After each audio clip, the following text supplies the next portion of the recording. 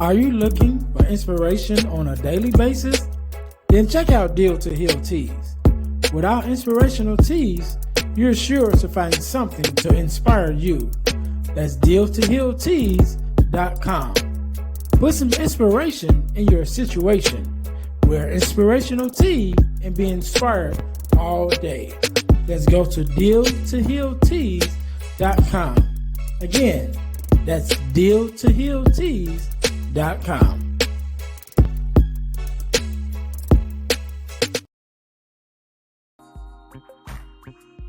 Hey guys, if you're enjoying this podcast, then I know you'll enjoy the Girl Dad Discussion podcast. I'm your host, Ernest James, and I believe the relationship between a daughter and her father is one of the most important relationships a young lady can have. And therefore, my mission is to promote the daddy-daughter relationship by sharing the voices of girl dads to the world. So check out our podcast on every platform where podcasts can be listened to. And if you want to watch the podcast, check us out on our YouTube channel. Again, that's the Girl Dad Discussions podcast with your host, Ernest James.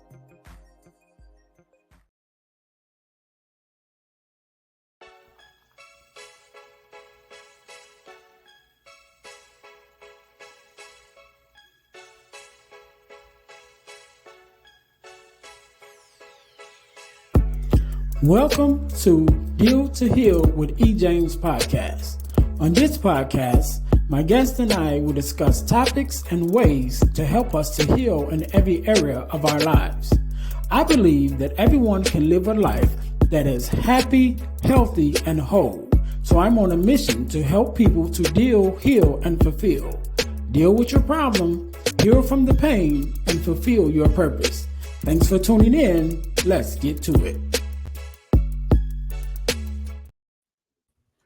Welcome to the Deal to Heal with E. James podcast. I'm your host, Ernest James, and I believe that everyone can and should live a life that is healed, whole, and healthy. And therefore, I'm on a mission to help people to deal, heal, and fulfill, to deal with your problems, to heal from the pain, and to fulfill your purpose. Thank you guys once again for tuning in to the Deal to Heal with E. James podcast. If you haven't already, make sure that you guys subscribe to our new YouTube channel, which is the Deal to Heal Podcasting Network on YouTube. We originally was a single podcast, but now we decided to up the ante and offer you guys more podcasts. So on the Deal to Heal with the Deal to Heal Podcasting Network, you will find the Deal to Heal with E. James podcast, as well as the Girl Dad Discussions podcast, and the Earn and Herb podcast, and the Faith Walk and Love Talk podcast, which is a Bible study podcast. So make sure you guys go and check out all of those podcasts on the Deal to Heal Podcasting Network on YouTube. Also, make sure you guys check out our partner podcast, which is the Girl Dad Discussions podcast with E. James, who is myself. And on that podcast, I discuss the daddy-daughter relationships with other girl dads like myself on there. And sometimes we even have daughters on. So make sure that you guys go check that out on our YouTube channel, as well as your podcast listening platforms. Make sure you guys go and check that out. And also, we want to talk about if you ever decided, or if you ever thought about having a podcast of your own, make sure you guys go to the eBooks by E. James website, our eBooks by E. James website, and get your copy of the Start Your Podcast Now ebook. This ebook I wrote because so many people was asking me about how to start a podcast. And so I wrote this ebook. Not only did I write it, but I actually turned it into a workshop that I'm now doing at high schools and grammar schools, teaching the kids how to start their own podcast, as well as learning life skills that come along with podcasting. So if you ever thought about starting your own podcast, make sure you guys go there to the eBooks by E. James podcast, the eBooks by ejames.com, in order to get your copy of the Start Your Podcast Now ebook. Also, our product of the week. As you guys know, we are a self-sustained podcast, and one of the ways that we stay on the air is by bringing you amazing products for you to purchase in order to help us pay our bills. And so, our product of the week is our purpose journal, as well as our purpose planner, because I believe that we should journal in order to keep track of the things that we've been through in our lives and where we are, and also plan for our future. So our podcast, our purpose journal and purpose planner is is our product. A lot of P's today, right? It's our product of the week. The descriptions is definitely down below in the descriptions of the episode, if it's on YouTube or if it's on your podcast listening platforms. The links to the Amazons where you can find those at is in the description. So make sure that you check that out. So we're gonna jump right in today, just like any other day. We are blessed with the guest, Mr. David. How you doing? I'm doing great. Good to be here. Thank you for having me on. No problem, no problem. First of all, let me say thank you for being on, because you could have been doing anything else with anyone else, but you are here with me and my listeners, and we definitely appreciate it. So we're going to jump right in. So do me a favor, David, introduce yourself to my listeners. Tell us a little bit of who you are and what it is that you do. So my name is David Allen Tracy, and I am a personal brand coach, a motivational speaker, and a serial entrepreneur. I've owned different businesses, including an international marketing agency. And now in the realm of personal branding, it is all about helping people discover their identity, operate within their authentic self, and shine for the world to see. So really, that is something I do on a very practical level with people, from helping them discover their personality, how to present themselves properly on social media and on different platforms and on stage, and if they want to write a book, just different things. It's all about personal branding, marketing themselves effectively. And as a motivational speaker, I speak on topics of identity, worth, authenticity, destiny. And really, in all of this, what was drawing to me to your podcast was the fact of healing, deal to heal. I, as a personal brand coach, am certified in a modality of inner healing called theta healing, where I help people overcome trauma from childhood that gets in the way from them being their authentic self and being able to really just be authentic. I think so many people project what they think other people want them to be, and they're operating in fear of man, and they're operating all these different things. So that's in a nutshell a lot of what I do. I've worked with over 450 plus clients in the last 4 years, providing coaching and consulting. And I absolutely love what I get to do. And I love getting to be on podcast and meet people like you, Ernest, and just share stories and insights. All right, all right. We're definitely going to dive a little deeper into the healing space and some of the things that you do. But I always say it. I am a speaker myself, so I know that there's always a story before the story, right? So before you started doing this work, there usually is some kind of major event or something happens in our lives that we kind of make it through, that we get over, and then decide from that event, now we're going to spend our life, motivating and inspiring others who may be going through the same thing, or, facing similar challenges. So who was David before, right? Who was David before, and what was that major event or challenge in your life that you overcame that kind of was a turning point into push you into the work that you do now? No, it's a great question, and that you're absolutely right. Anyone who speaks about trauma and healing trauma has been through it themselves. Mm-hmm. And every single human being on the planet has experienced trauma in some shape or form. And there is not one type of trauma we can say is more severe or less severe. Yeah. Everybody's trauma is trauma for them, and everybody is deserving of healing. And so for me, I was born in Wisconsin. My parents were and still are missionaries. And I grew up in Panama, actually, in Central America, amongst indigenous tribes. And that formed a lot of who I am. Growing up in Latin America, I'm fully bilingual. I've traveled to over 40 countries doing international nonprofit work. And it was really a huge part of my life. I always tell people that God is at the center of my life. It is the reason I live and breathe everything. And yet, how often as children do we have things that happen to us that get in the way and sabotage Take it with you. our ability to thrive, to be who we're supposed to be. And in my case, the trauma that hit me at a pretty young age was sexual abuse. I was sexually abused a few times, several times actually, and it should have never happened. It should never happen to kids. It should never happen to anybody. But when you're young like that, you blame yourself, you keep it contained, you don't tell anybody, and it's this secret. We should tell our parents, we should seek help, but as kids, we tend to keep it bottled up and contained. And so I contained it most of my life. I didn't tell anybody about it until I was 19. And that led to a series of habits and behaviors in my life that were coping mechanisms. Namely, one of the biggest ones was that I didn't know how to be still and be with myself. I didn't know how to do that. So I kept busy all the time, always doing things, always being busy, always working hard, keeping multitasking, doing good for others, doing nonprofit work. I directed a nonprofit of my own for 5 years, and really just found myself getting extremely sick from overworking myself to the level where I was hospitalized numerous times from overworking.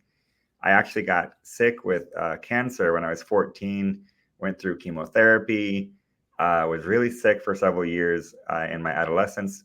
And all of that kind of combined with the earlier sexual abuse really put some situations in my life where in a way, uh, I didn't confront a lot of things until I was an adult, until I was actually married and had kids.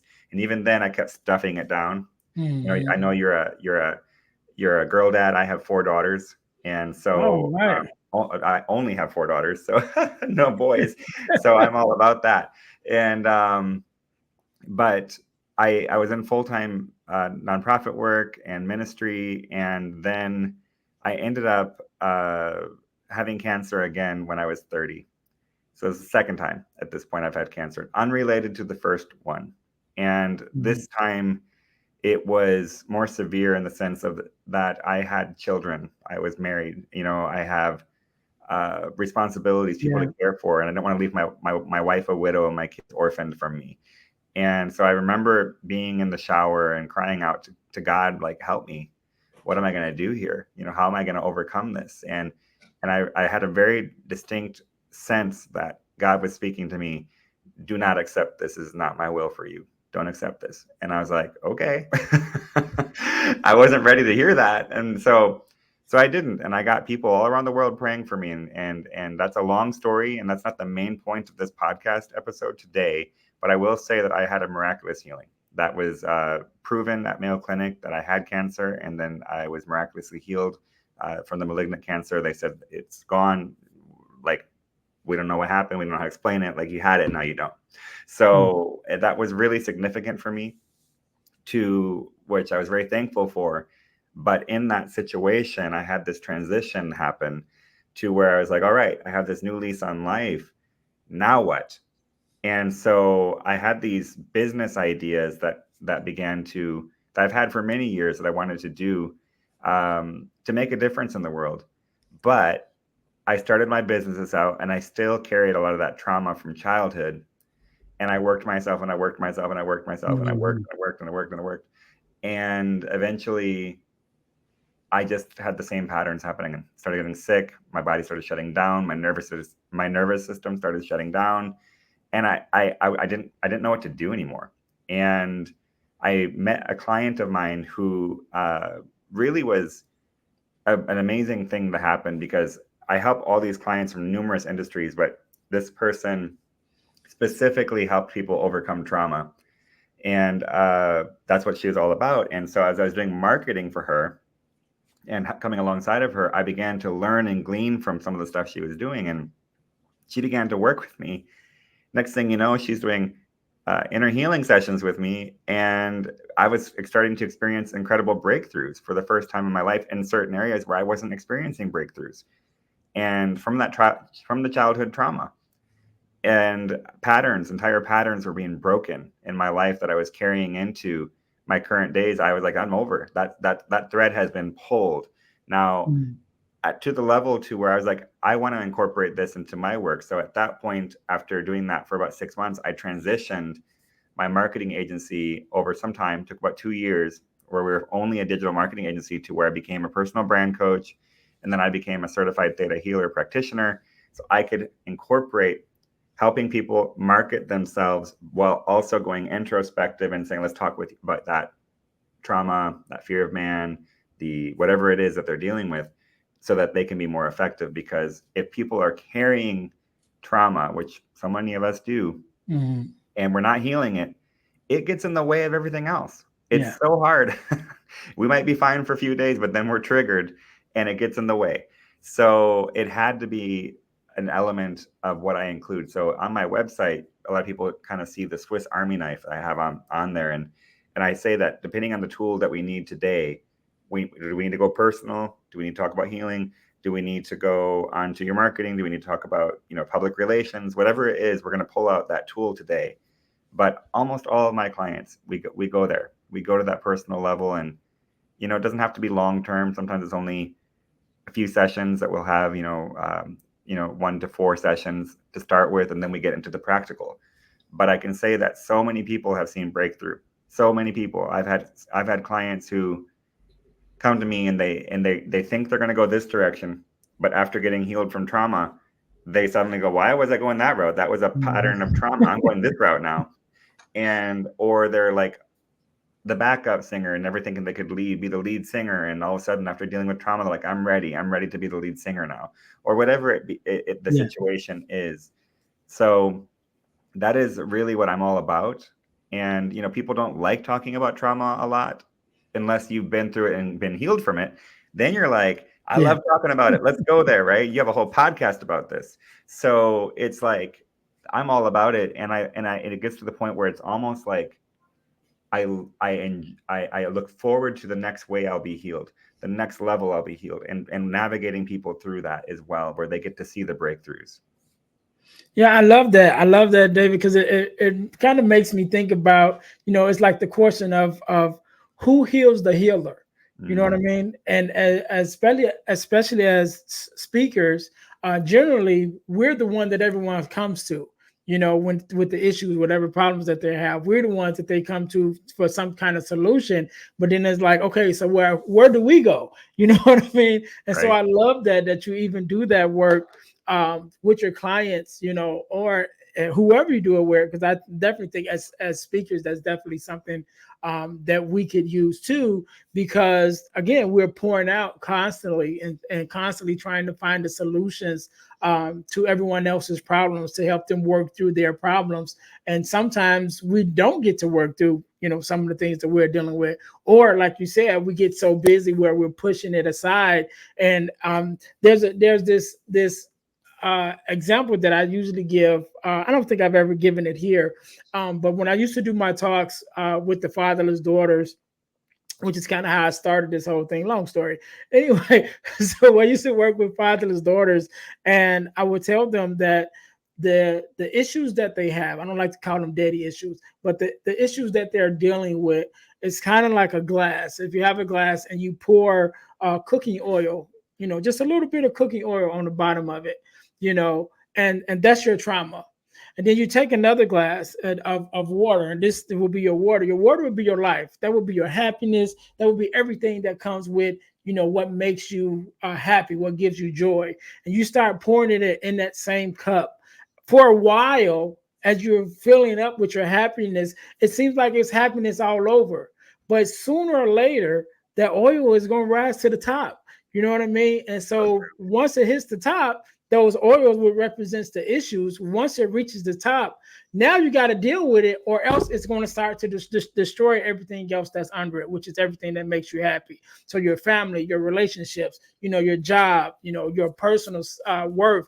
if you don't deal with these issues, sooner or later it's going to start affecting everything else that makes you happy. And so we definitely have to deal with those things. And that's just a scenario that I usually give to kind of help people to understand it. But again, I'm glad that you do that work. And also, I want to go back to something that you said earlier, and say thank you for sharing, right?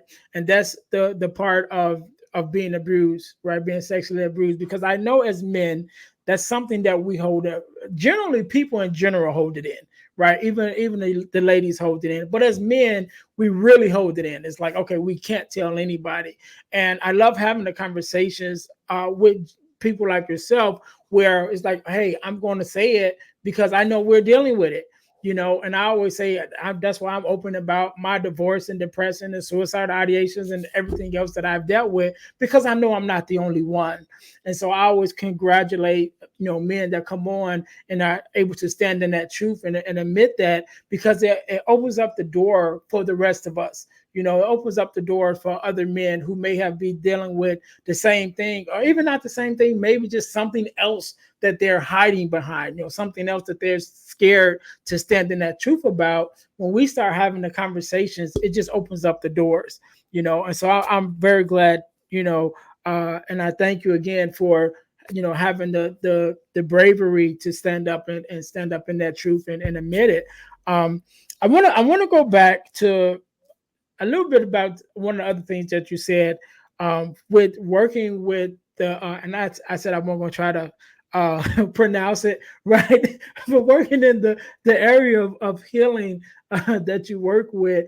Tell us a little bit more about that, because I'm interested in it for myself, but I think that it may be a new term, or it may be new to some of my listeners as well as myself. So tell us a little bit more about that healing process and how that works, just so we have an understanding of what that is. Yeah, so when we talk about theta healing, we're talking about the theta brainwave. So we all have brainwaves. There's beta, alpha, theta, etc. There's different ones, and the theta brainwave is a state of mind where your brain is in essentially when you're waking up from sleep, and you're aware that you're falling asleep, that you're aware that you're waking up, but you're also aware that you're asleep, and you can kind of drift between dream and reality, right? Mm-hmm. That's theta. The other theta brainwave state is when we're about to fall asleep, and we're going out, we're kind of awake, we're lucid, we're there, but we're not, and we can still kind of control our thoughts and so forth, but we're also drifting into that dream and sleep mode. We can also have the theta brainwave when we're looking and out at the ocean for hours or whatever, and just your thoughts drift. Or you're on a long road trip by yourself and you got the radio on and you don't even remember how you got home. Like the just zoning it out, that zoned out space. Well, there's a lot that happens in that zoned out space in the background. So we have our conscious mind, we have our subconscious mind. As you and I are here talking right now, my conscious mind is speaking to you right now. But in the back of my mind, when I said sitting out by the ocean, my brain is picturing the ocean and the waves, and the Yeah. last time I was at the beach, what that was like, and I want to go on vacation again. Our brain is doing all these different things, and then there's thousands of little triggers and memories that are happening, childhood stuff, and grandpa and grandma, and my great grandma lived in Florida, and we would visit her, and all these things happening simultaneously. And so when you're in that theta brainwave state, the subconscious mind, the stuff that's in the background, actually comes to the forefront. Now, why is this relevant? When you're guided, and so I just want to make a couple clarifying things. This is not hypnosis, nothing like that. But I will sit with someone for 90 minutes. And during that 90 minutes, about 70 minutes of that time, an hour and 10 minutes, their eyes are closed. They're either laying down or sitting up, wherever they're going to be the most comfortable. And they're in a very sedated, meditative, calm, relaxed state. And what I'm essentially wanting them to do is I'm asking them a series of questions, usually 50 to 100 questions in that 80-minute period, 90-minute period. And the questions are not meant to be answered with a well thought out response. I'm not wanting the conscious mind's response. I want the back stuff to come out. So when I ask a question and I say, tell me about your childhood, I'm not wanting the full story of your childhood. I want whatever pops in their head first. And it might be a memory. It might be an image of like a playground. It might be a smell that they remember. It might be whatever it is. But I want it to be the first thing that comes to the mind, almost as if it's at the tip of the tongue.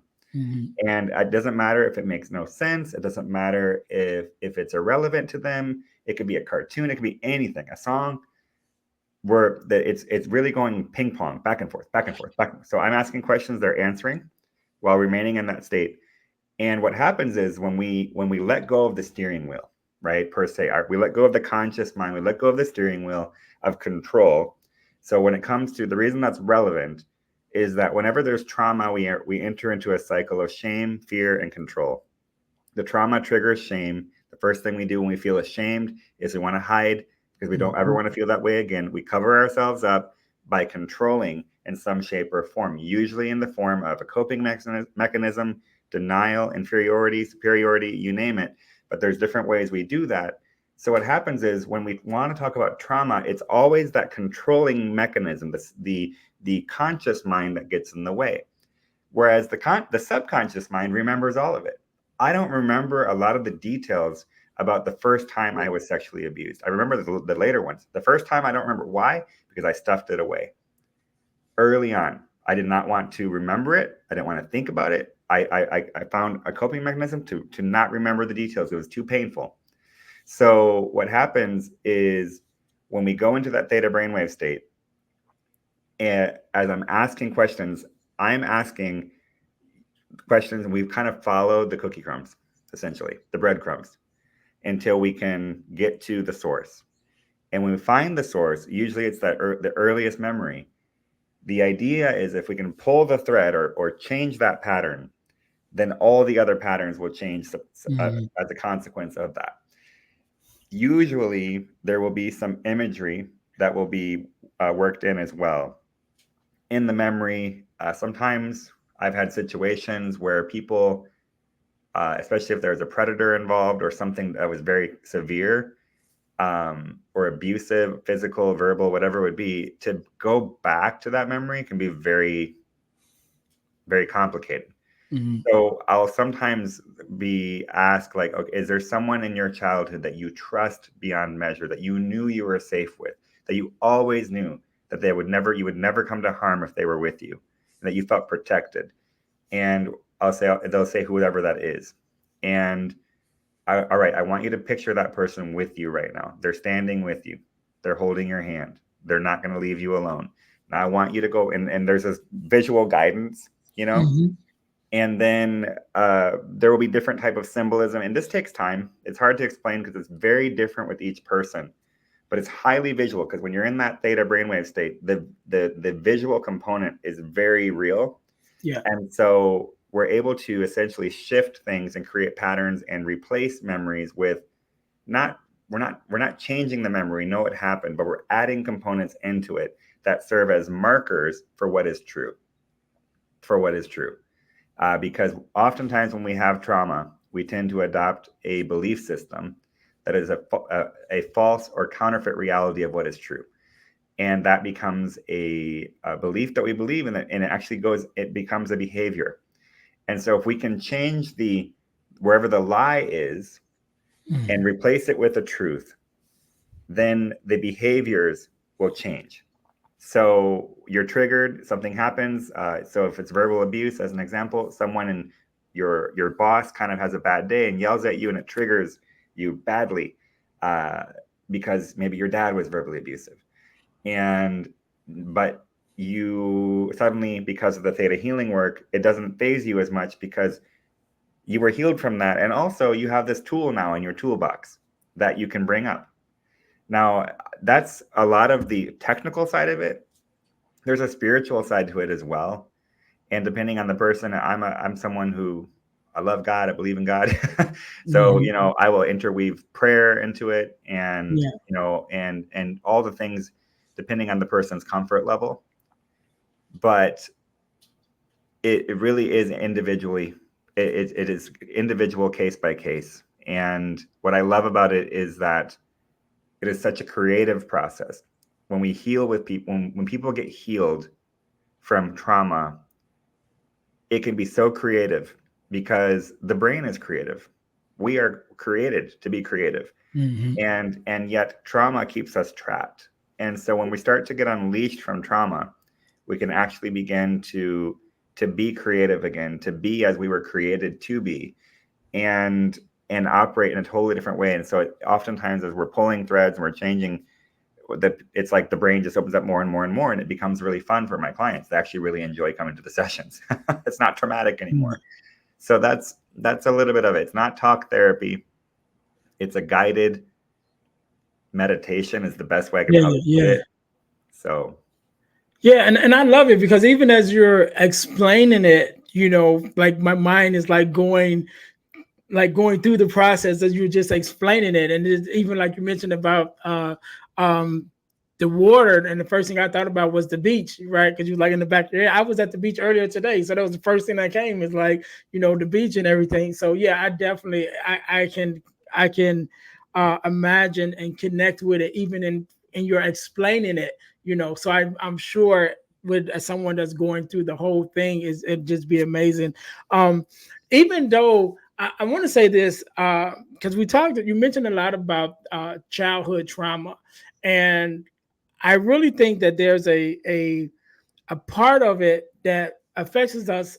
Well, I think all of it affects us so much as adults, right? Especially when we don't confront it. And a lot of times we don't confront it because, like you mentioned, one of our first things is, shame and fear, but I think sometimes that fear of being misunderstood, and not just the traumas of our childhood, but even some of the traumas and things that we're dealing with on a day-to-day basis.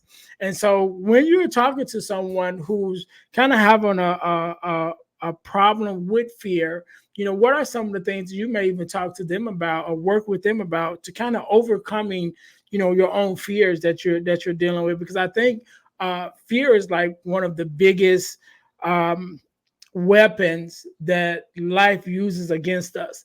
It's like there's so much opportunity, and fear is so strong that not only does it affect you in the things that you don't want to happen, it even gives you fear about things you want to happen, right? So we talk about the fear of success, and like even myself on this journey that I'm on now with the podcast, and even with my speaking, things are really opening up. And while I don't believe I have a fear of success, there still is a maybe a little anxiety of the not knowing. You know what I mean? So probably even some fear of success. It's like, yes, I want success, but then because the level of success that I'm working toward, I've never been on. So there's even a fear of that new place. You know what I mean? So when you're working with somebody that's even, again, dealing with any kind of fear, what are some of the things that you may kind of talk to them about or help them to even overcome the fear that they're facing? So there's so many different types of fear, and we all know this, but probably the biggest fear is the fear of the unknown. If we can, and so in a way, fear of success is the fear of the unknown, or fear of responsibility is the fear of the unknown. Can I handle this? Can I deal with this? Can I do this? Because the unknown scares us. It's oftentimes when we have a health issue, for example, and we're having symptoms, we don't know what it is, we're more fearful than when we're told what it is. Because once we know, then information gives us the power we need, in a sense to know where to go, to know what steps to take. So the biggest thing with fear is that there's a couple of things. Number one, it is to know the more information we have, the more calm and relaxed we feel. And that can be in different ways. So if it's fear of rejection, for example, and I'm afraid of being rejected, that's usually a childhood trigger, most often. And yet, when I say information, what can change that fear? What can change that fear is love. Perfect love casts out fear. So if that's the case, then what do these people need to experience who are feeling fear of rejection? Is they need to experience love and acceptance. Well, what if they can't experience that because they don't know how? Where do we go? They don't know how because they've never experienced it in childhood. Then how are they going to experience it? How do they even know how to identify it? Well, then it has to be demonstrated to them. That might be for me, it may be God, it may be whatever it is, but they need to experience it for themselves. So it's information, it's experience, it's both of those things. So the more we're exposed to something the positive way, the less we're afraid of the negative side of it. So it's kind of like when we first start working out, we are scared of, we walk into the gym, we see all these men and women, they're super buff and they're doing all these, lifting all these weights, and we're like, this is not me. What am I doing here? I'm out. Like, I'm already worn out within 5 minutes. I want to go to the bathroom and hurl. I'm not feeling good. And we're afraid. We're afraid because we don't know how to use the equipment. We don't know how to, we're intimidated.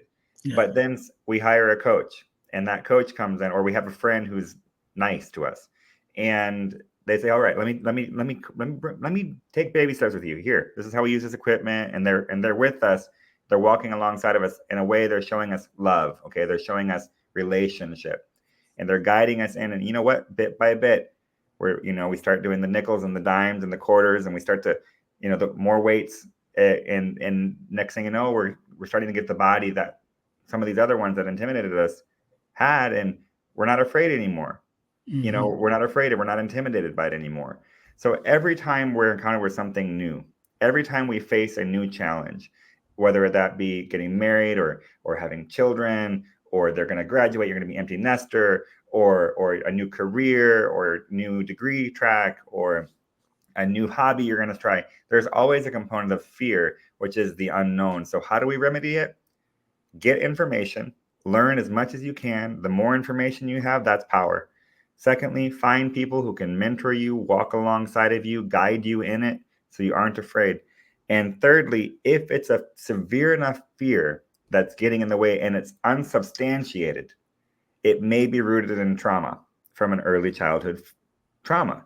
In that case, get help to heal that, and the rest will follow in suit. That's essentially the way I would deal with fear. And you know what? Fear is always looks different when you go through it, right? You go through it, you look the other side, you go, why was I afraid of that? Right. And like you said, a pure love casts out all fear. And I think love definitely is the answer to all life's problems, right? Exactly. I think we started in love. If you go back to the beginning, depending on your faith, what you believe, I believe in God definitely, and the Bible. And if we go back to the beginning, we were created in love. He said, "Let us create man in our image," and so we were made in love. And it was the sin that separated us and 100%. brought on fear, right? Because one of the first things in the garden, when God came into the garden, one of the first emotions that they talked about was fear, because they was like, "Oh, let us hide because we're naked," long story short. But so I think getting back to that pure love, the love that we have for each other. And I remember someone even growing up talking about the 10 Commandments, and it said if you go through the 10 Commandments, the majority of the 10 Commandments is not your relationship with God, it's about your relationship with others. And so that's an important piece, because so many times, and this is not going to turn into a Bible study, but so many times we think about our relationship with God while at that same time neglecting our relationship with others, when even in the simplest form with the 10 Commandments, it was mostly about how you relate to others, so how you relate to others, how you treat, the other people around you, is somewhat as a reflection of how God treats us, and so definitely I believe that love is that thing that's missing in today. Well, the 10 Commandments are logical, loving limits that God has set in place for us to protect us so that we don't have to be afraid. And when people break the 10 Commandments, that actually instills fear in society, because the logical, loving limit has been broken, and thereby it creates chaos. So we actually have fear in our world because of sin, as you mentioned, but these 10 Commandments are broken.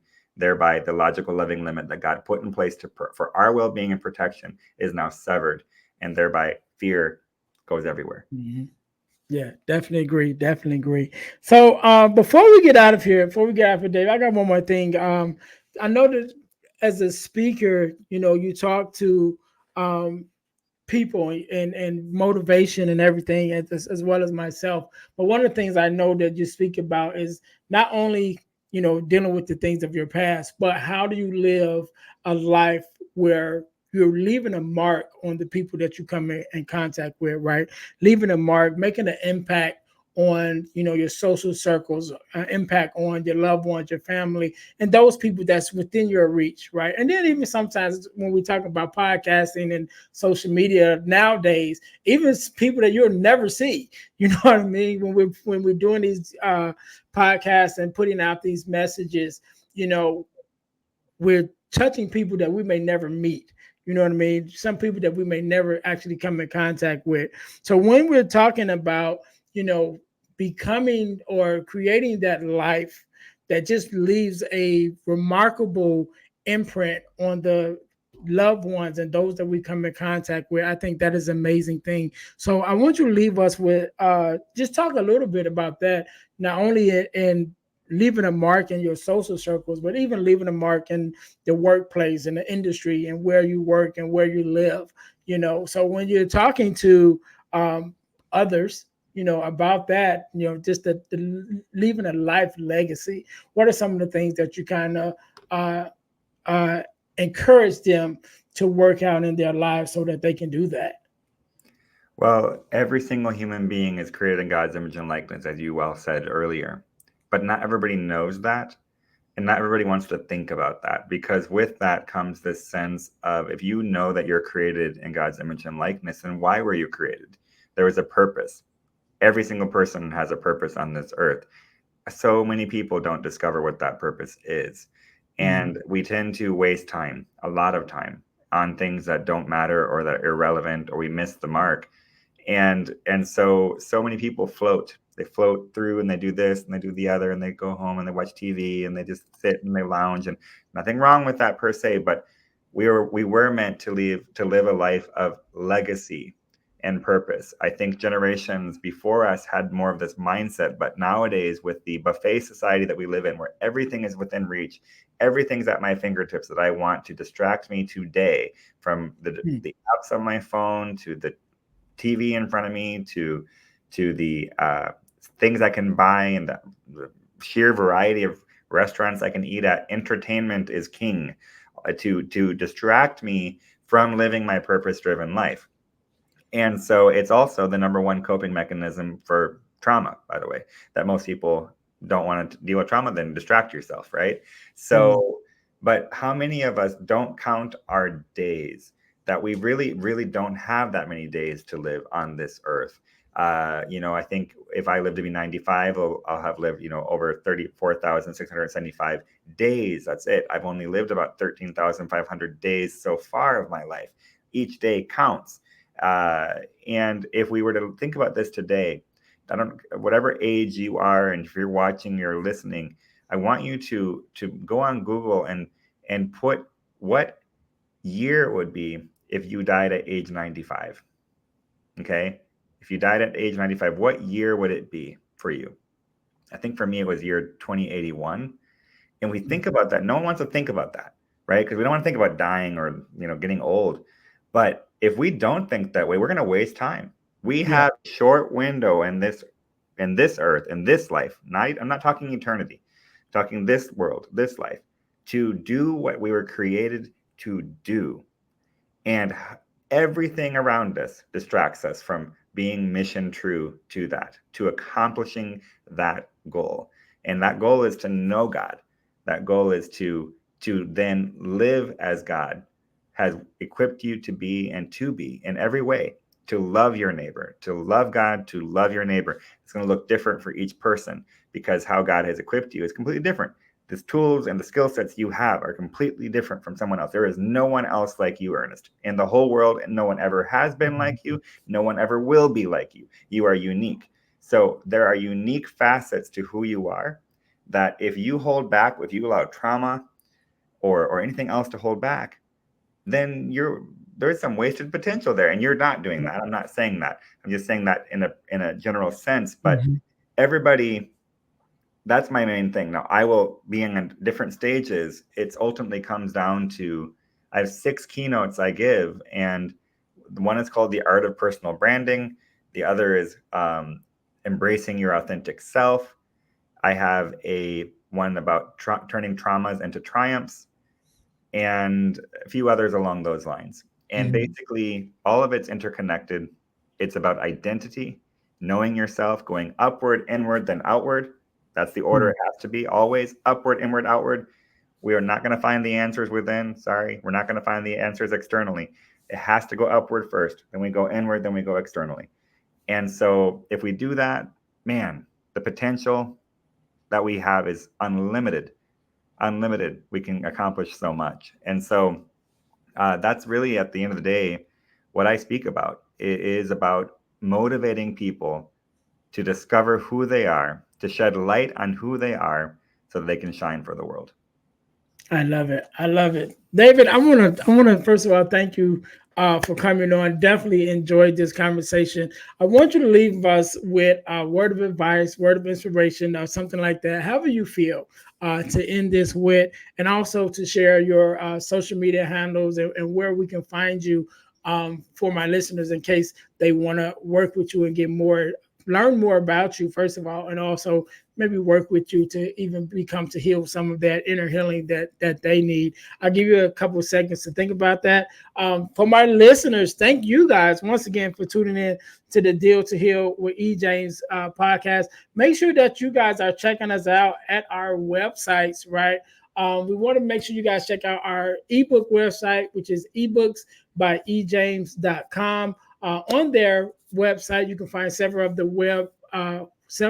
ebooks that I wrote, including the Core 4, which is the basics of the podcast, the Girl Dad Discussions podcast. We talk a lot about the Core 4, which is the Core 4 values that every daughter should get from her father. So make sure you guys just go to the ebooksbyejames.com in order to check that out, as well as some of the other ebooks that we have, including the Start Your Podcast Now ebook. For those of you who are thinking about starting your own podcast, that ebook is also there.